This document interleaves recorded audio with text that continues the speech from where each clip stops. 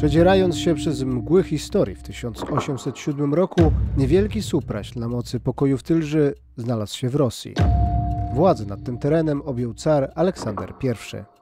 Utworzona w 1798 roku za pośrednictwem pruskiej administracji unicka diecezja supraślska trafiła pod władztwo prawosławnych carów.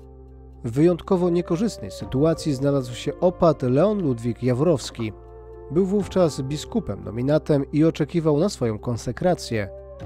Nie było pewne, czy dane mu będzie dostąpić sakry. Nie czekając na niekorzystny rozwój sytuacji, zwrócił się on do rosyjskiego tajnego radcy dworu, senatora Ignacego Talesa. Ten w imieniu imperatora wszechrosyjskiego zapewnił go, że zostanie podtrzymana zgoda na jego wyświęcenie. Tales, pierwszy rządca obwodu białostockiego, zagwarantował także w imieniu rosyjskiego monarchy wolność religijną dla katolików obu obrządków, łacinnikom i greko-unitom.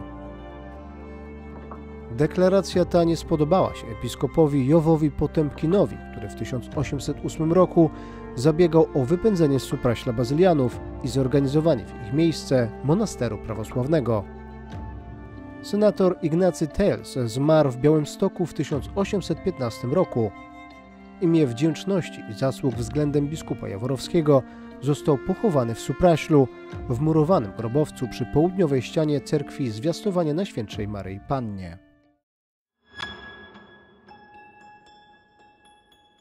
Po śmierci Aleksandra I nowy car Mikołaj I zamienił liberalną politykę swojego poprzednika na ideologię opartą na autorytarnych rządach, rosyjskiej narodowości oraz prawosławiu jako wyznaniu państwowemu. W tym duchu przygotowano plany ograniczające działalność Kościoła katolickiego. W 1827 roku młody prałat unicki ksiądz Józef Siemaszko nawiązał kontakt z Dymitrem Budowem, zastępcą ministra oświaty z Petersburga, oraz Grzegorzem Kartaszewskim, dyrektorem Departamentu Obcych Wyznań. Za ich pośrednictwem przygotował na piśmie tajny plan likwidacji cerkwi grekokatolickiej i włączenie jej struktur do rosyjskiego prawosławia. Plan w imieniu cara zaakceptował minister oświaty Aleksander Szyszkow.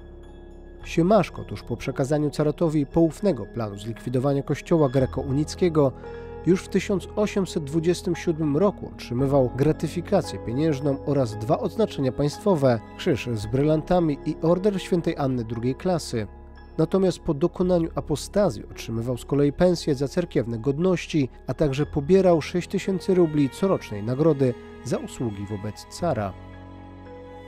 Na pseudosynodzie w Połocku w 1839 roku podjęto decyzję o oderwaniu się od Rzymu i przyłączeniu do rosyjskiej cerkwi. W jednej chwili ogłoszono unitom, że od teraz mają wyznawać religię grekorosyjską, jak ją wówczas nazywano. W tych okolicznościach nie mogli przystąpić do parafii rzymskokatolickich.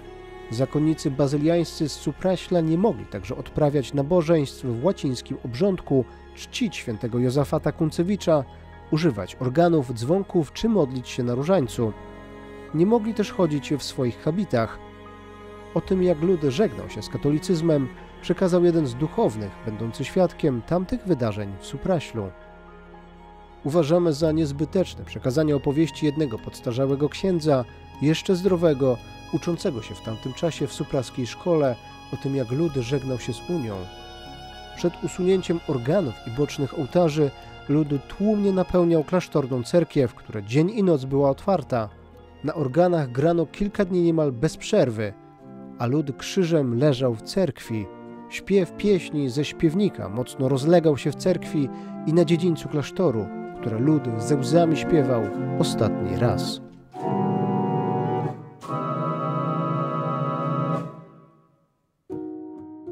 Likwidacja Unii w 1839 roku spowodowała, że niektórzy suprascy mnisi przeszli do prowadzenia działalności w ukryciu.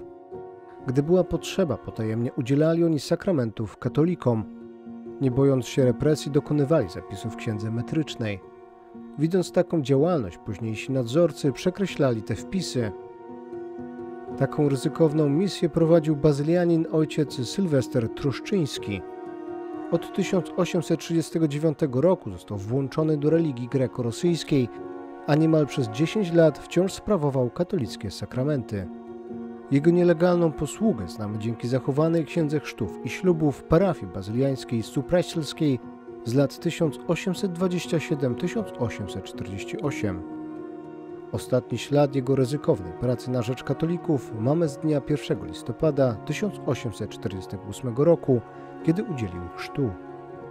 Wilhelm Fryderyk Sachert, widząc, że katolicy nie mają na miejscu obsługi sakramentalnej, w grudniu 1840 roku zaprzysiągł na piśmie proboszczowi białostuckiemu księdzu Kosobuckiemu, że wybuduje supraskim katolikom kaplicę.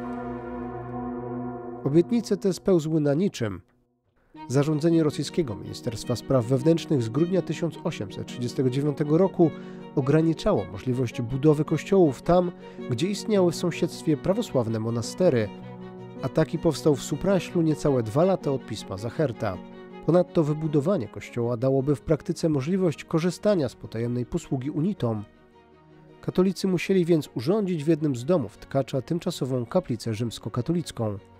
Znajdowała się ona na rogu ulic obecnej 3 Maja i Posterunkowej. W 1857 roku została ona zalegalizowana jako filia białostockiej parafii w niebowzięcia Najświętszej Maryi Pannie. Dało to możliwość późniejszego uzyskania pozwoleń na budowę filialnej kaplicy z prawdziwego zdarzenia. Jej wznoszenie ukończono na przełomie 1862-1863. W tym samym okresie powstała murowana plebania. Ziemię pod oba obiekty przeznaczył ewangelik Wilhelm Fryderyk Sachert. Wskutek represji po powstaniu styczniowym z 1863 roku nie pozwolono na oddanie kościoła do kultu religijnego. W 1865 roku grudziński gubernator informował, że kościół nie może być wyświęcony, ponieważ istnieje już kościół katolicki w Wasilkowie.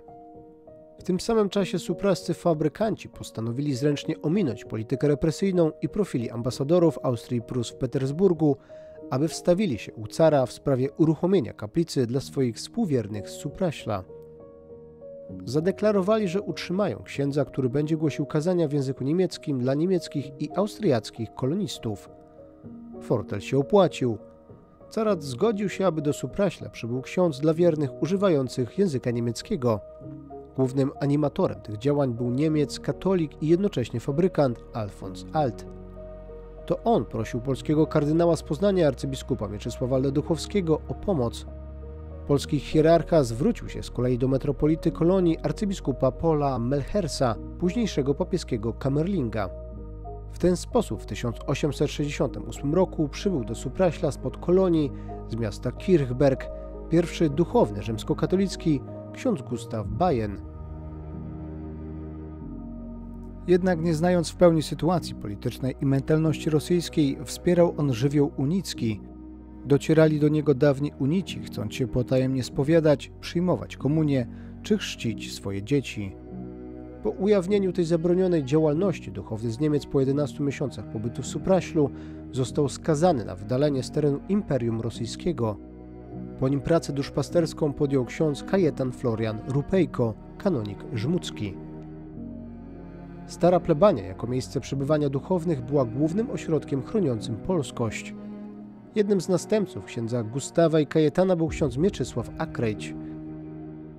Jako adept technik fotograficznych pozostawił w Supraślu kolekcję szklanych negatywów odkrytych podczas prac remontowych w starej plebanii.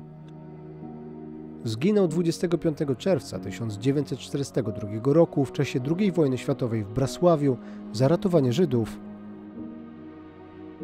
Pamiątką po wielu wydarzeniach z tego filmu jest odrestaurowany budynek starej plebanii.